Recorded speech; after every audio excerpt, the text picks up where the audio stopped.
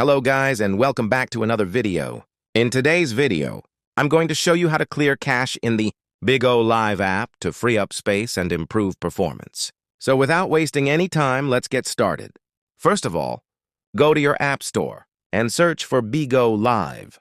Make sure the app is updated to the latest version, because sometimes the option may not appear in older versions. Once the app is updated, open the Bigo Live app on your device. After that, go to the main section of the app, and then tap on your Profile or Me section. Now look at the top right corner of the screen and tap on the Settings icon. This will open all the app settings. Next, scroll all the way down until you find the option called Cache or Clear Cache. Once you find it, tap on it.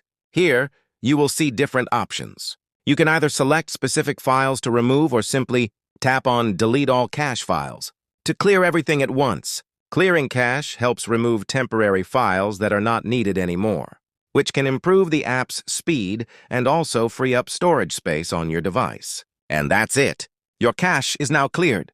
If this video helped you, make sure to like this video and subscribe to the channel for more helpful tutorials just like this. Thanks for watching, and I'll see you in the next video.